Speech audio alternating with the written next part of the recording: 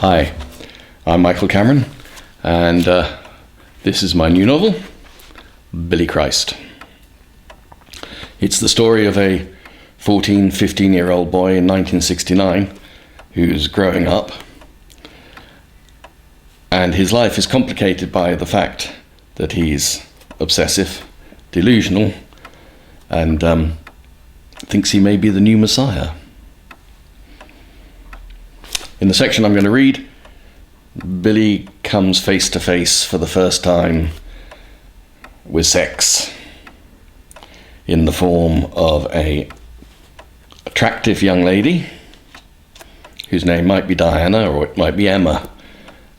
Billy can never remember. And this is the section where he has his first experience of what he would refer to as something rather naughty. It's night. They've been out to the cinema together and then to a fair in the local town. They live outside of town in the countryside, and they're on their way back past the festival theatre to the row of cottages where Emma Diana lives. Clearing of the throat. We are outside her front door in less than a minute, the broken gate swinging behind us. There is a light on in the hallway, but the rest of the house looks dark. She pushes the door open, and I'm pretty amazed at this. I have to take my Yale key with me everywhere I go. My mother is horrified at the idea of a front door being unlocked after 9 p.m.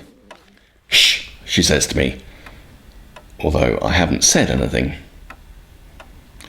I step into the hallway with her, which on reflection I think is a dumb thing to do, as I really ought to just say good night and make my way home. Somehow I want to be there. There is a sinking feeling in my stomach, and I am terrified by what just happened, and even more so by what may now happen. But somehow I do really want to be there with her in this sleeping house. She closes the door V quietly behind us, but even so, as soon as it clicks closed, a sleepy voice calls from upstairs, "Di, is that you?" "Yes, Mum, I'll be up in a tick." "Lock the door, will you?" Diana Emma replies that she will, but in fact she just stands there with her finger to her lips, and we both stay very still, like a couple of statues with our backs to the door, looking up at the empty staircase. I'm waiting for her to do something. I sense that she is in charge, though come to think of it, I guess she has been in charge since the moment I met her. A long time seems to go by without either of us moving, and I start listening to the ticking of the clock that I can hear through the kitchen door. Then suddenly, and I am not at all ready for this, she spins round and pushes me back against the front door. The impact of her body against me almost knocks the air out of me, and I make a sort of puffing sound. The next thing I know, I can feel her wet duffel coat pressed up against my nylon wind-cheater, and yet again I feel her hot breath on me, and she is a fair bit taller than me, so I have to look up at her. She has a funny, far-away look in her eye, and one of her hands has snaked round to the back of my neck, and she is sort of tugging at my hair. Then she starts pressing hard against me, her whole body pushing me back into the door, and she starts to move up and down on me, rubbing her body, as it were, against mine. I am quite shocked, I can tell you, and it is even more of a shock to feel her breasts pushed against me, right through her duffel jacket. I can feel them really distinctly, quite firm against my own chest, and her thighs. She is pressing her thighs hard against mine and massaging them up and down, up and down. She doesn't say anything at all while this is going on, but she is breathing V heavily and staring at me dead intently. She has what you might call a manic look. Then she bends her head down to me and presses her mouth against mine. Her lips aren't dry anymore. In fact, they are wet. She kind of moves them over mine, rubs them over me, and then she starts to suck at my lips, opening hers a little to nuzzle me. It reminds me of when I saw our old dog Bessie, now dead, suckling her pups. Then, to my utter horror, she starts to try and prise my lips apart. And she is doing so with her tongue. It is a really hard, pointy, wet little tongue, and she is trying to push it into my mouth. My legs are going weak, and I push my hands flat behind me against the front door to gain some kind of support. She must feel me move them, because without pausing in her tongue manoeuvres, she reaches a hand round and grabs one of mine and pulls it away from the door. I cannot resist her, because I would if I could, I can assure you. She raises my hand, and twisting her body slightly, she pulls her duffel coat aside, and she places my hand firmly over her left breast. I do not squeeze. I would like to make that quite clear. I do not feel, press, or squeeze. I have been praying repeatedly since all this happened, and one of the things I have made clear in my confessions and requests for forgiveness is that I took no active part. Forgive me, Lord, forgive me. The spirit is willing, but the flesh is round and firm and milky white. That's what I keep thinking, and that's what I'm thinking right now, as she pushes my hand firmly over her breast. But at that moment, and I thank God, as we cannot imagine where this might have led, at that moment there is a sound from above, and it is definitely creaking floorboards. And then I hear a door open in the landing. A light comes on at the top of the stairs. Diana, Emma, whatever, leaps away from me and instantly assumes a casual attitude. I am feeling somewhat stunned, and I think my mouth is hanging open, and I feel hot and uncomfortable, as well as damp and wet, from the night air. I look up and see Emma's mum leaning over the banister at the top of the stairs, and she is looking down at us.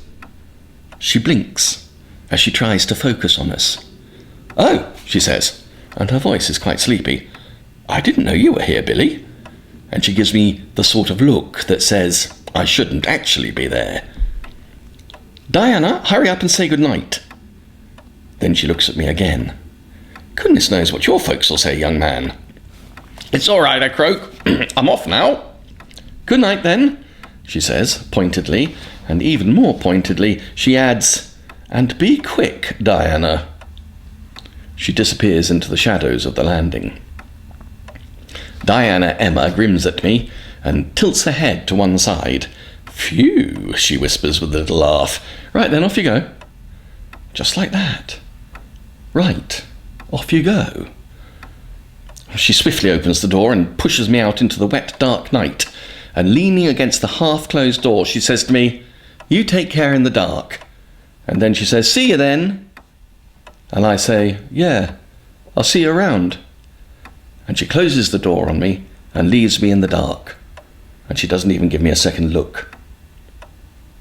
But it's not the kiss that has given me the enormous erection that presses against the inside of my jockey ways, nor the feel of her breast and her body rubbing over me. It is not even the fact that she has said, "See you," like she said to Edwards. No, what has given me this slight impairment to the way I walk down the path, what has given me this hot, throbbing sensation in the top of the leg region, was the sight, through the banisters, of Diana's mum's legs, which I had not realised were so V long.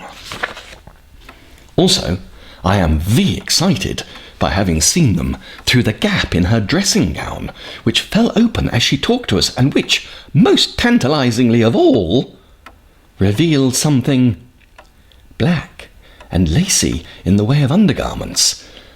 Something with suspenders attached to black silky stockings that clung to shapely thighs. Undergarments. Just like the ones Mrs. Robinson wore, I realise. So, I am the graduate then. And then the guilt begins. How will I ever make amends with my Maker? I walk through the dark roads, and in front of my eyes burns the cross of Jesus. He has suffered for me, and this is how I repay him, ogling women in black suspenders and fondling their daughters. I see the flames lick around his feet. I feel the blood drip from his crown of thorns. But sometimes the image of my Lord fades away, and I see a pair of long legs and black underwear instead. And they burn deep into my soul. So that's from Billy Christ. Available at Amazon and all good bookshops now. Do enjoy it. Thanks a lot.